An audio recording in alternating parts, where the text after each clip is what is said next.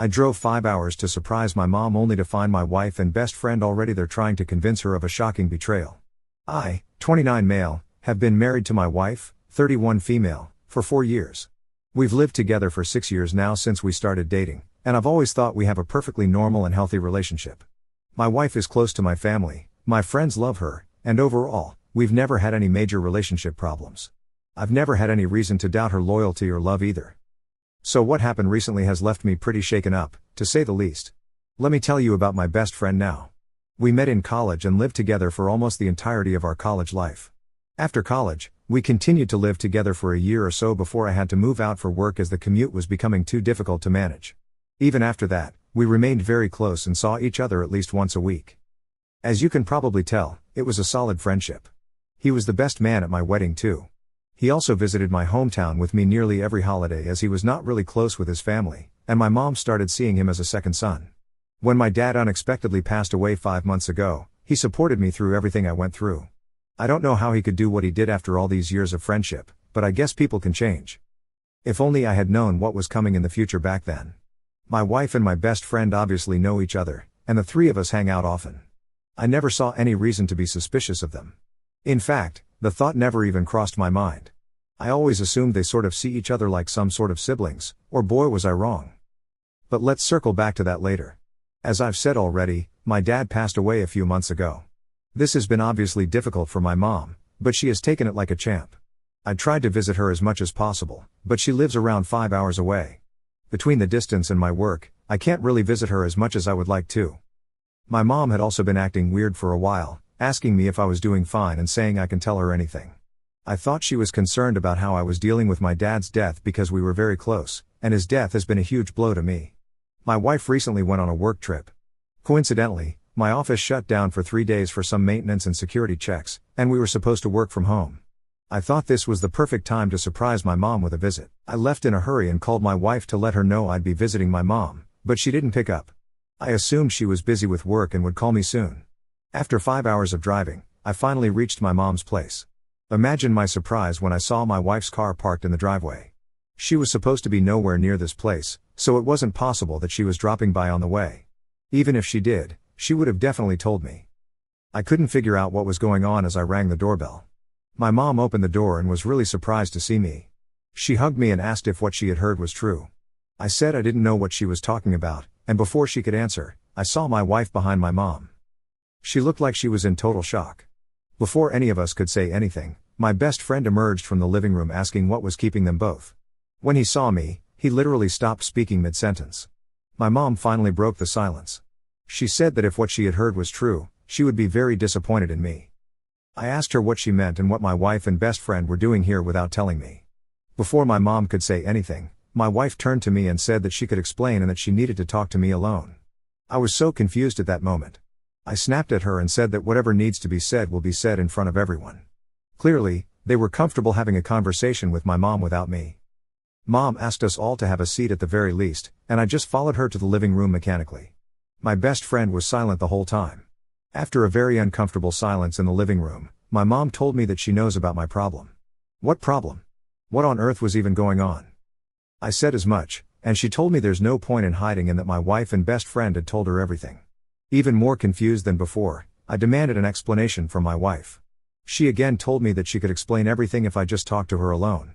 My mom then intervened and said that my best friend and wife had shown up this morning and told my mom that I had been drinking a lot. They went as far as to say that I was getting verbally abusive and buying more and more expensive bottles of wine and wouldn't let anyone stop me. This was an absolute shock to me.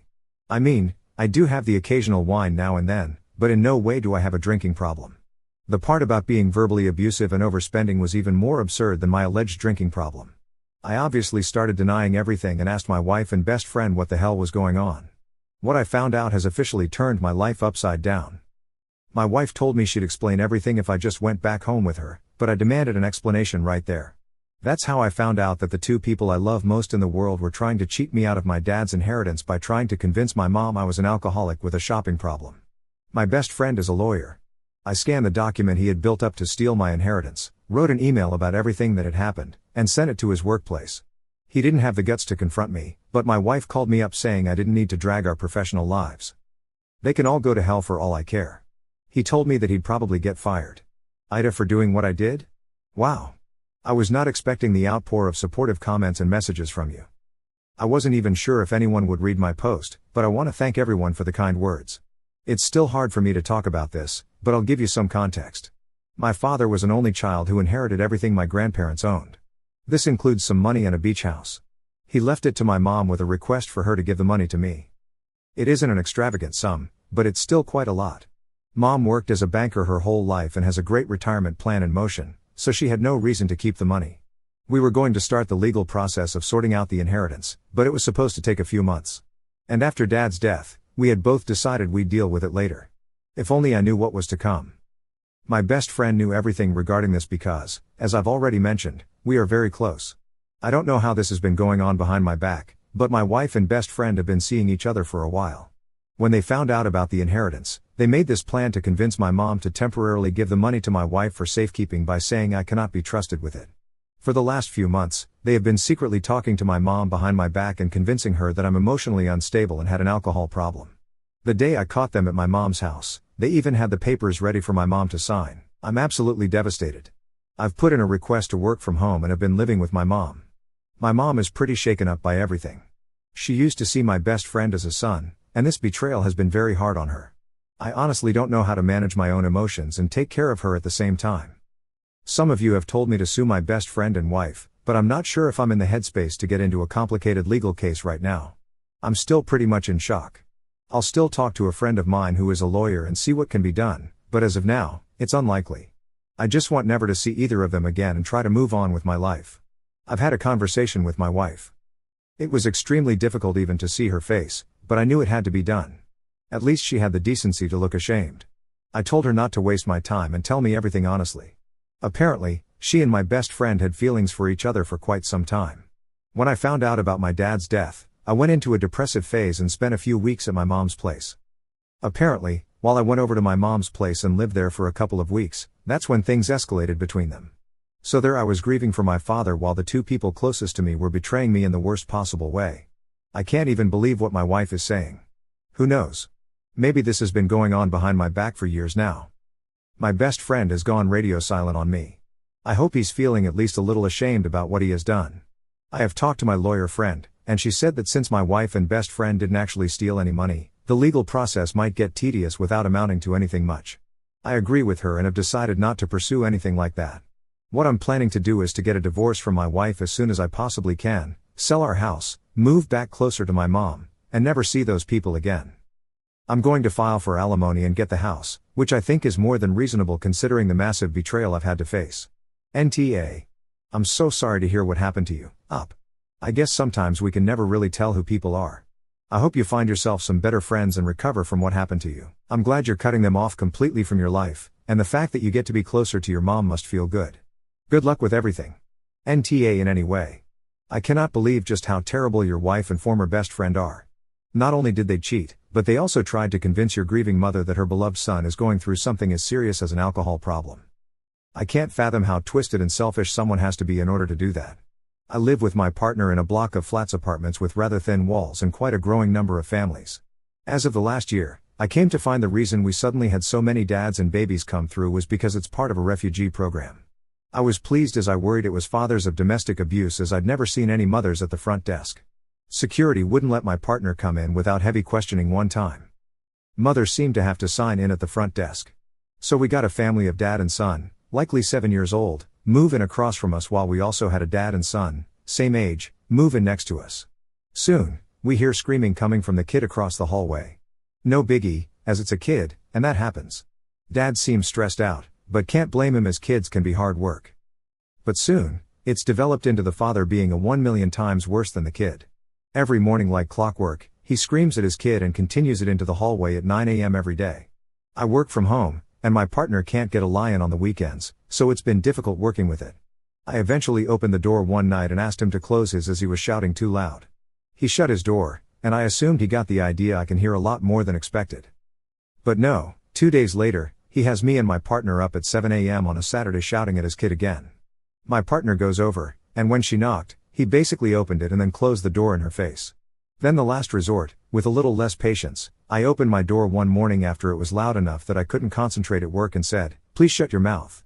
You can't keep screaming at him like this." I assumed I had pushed it too far and retreated into my flat, feeling rather sheepishly embarrassed for getting that annoyed at him in front of the son. This was all last week. Today, he had his welfare checker come around for who knows what. How do I know? He had his door open.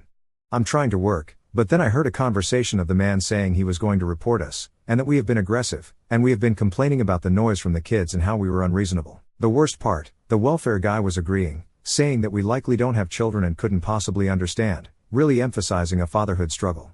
After this, I opened my door and said, "We have explained time and time again that we forgive you have a child, but not the way you scream at him. It's horrible to listen to, and I believe you treat that child terribly," and closed my door. I was angry and irritated. I'm also not a fan of how I approach that. AETL? This has taken place over a year. Ladies, please. I reported this to Child Services and the police many times before this. Nothing has been done, and there isn't much more I can do without throwing myself in harm's way. I'm agoraphobic and have experienced child abuse all my young years. So believe me when I say I am really pushing to get this sorted. I'm also shocked by those who have suggested I don't care about the child. Have a problem with refugees and believe people who have suffered at the hand of domestic abuse shouldn't be housed. Actually speechless. I'm terrified too. He reminds me of my abusive father, and I jump out of my sleep every night and every morning thinking he's made it into my flat. I'm doing as much as I can without taking the son out of the flat, which I cannot do for obvious reasons. Report was made to Child Services, the front desk, and I have recorded too. Does anyone have a suggestion for finding out what they're saying in the clips? Cannot find anything online for Vietnamese translation through audio, NTA. From your explanation, it sounds like you did nothing wrong, and you were too timid, polite. If I had been through what you and your partner had, I would have told a social worker, a welfare check worker, that he was being verbally abusive to his child on a daily basis, and constantly screaming and disturbing this peace. Not only that, but I'd complain to any authority I could if it continued to infringe on my peaceful habitation of my home and property. NTA, but I might have asked a welfare checker to come in after he finished with them so you could give your side of the story. Yells can escalate and become physical, and you'd want a record of that for the child's safety. So this morning, I got an email from his business teacher saying that my son, 15, did not submit any of his assignments. And because of this, he doesn't have enough evidence to give him a grade. He added that he has given him multiple chances in the past, but he did not submit anything. And because he has to submit the report card grade soon, he has no choice but to give him a failing grade for his midterm. When my son got home, I asked him to follow me to my room, showed him the email, and asked him to explain it. He apologized and gave excuses such as the fact that he found business to be hard and boring despite the fact that he wanted to take it. And I advised against it many times. I asked him if he could drop business for the rest of the year, and he said it's not possible. I told him that he needed to work on all his missing assignments and submit them as soon as possible for the slight chance that he could get a passing grade for his midterm and overall get higher grades for the end of the school year. He gave me a list of all the assignments that he did not work on, and I had him immediately start working on them. A few hours later, I heard him talking. I opened the door and found him talking on his phone with his friends while playing a game on his computer. After he was finished, I asked him to come and bring his phone to me. He asked why, and I told him that he couldn't take any breaks. I told him he had to get his assignments done and couldn't afford to waste any more time than he already had. He begged me to let him have some time off to do his things and promised that this wouldn't happen again. I was adamant and took his phone. I told him if I caught him wasting his time again before finishing his business assignments, I would ground him. He called me the worst and left the room. Now he's crying in his room. I wonder if I was too hard on him. But he needs to know that his actions have consequences, and that if he wanted to have time playing with his friends, then he shouldn't have failed his class in the first place. NTA, that's parenting. Sometimes we as parents are the absolute worst when we try to get our kids to do what they need to do.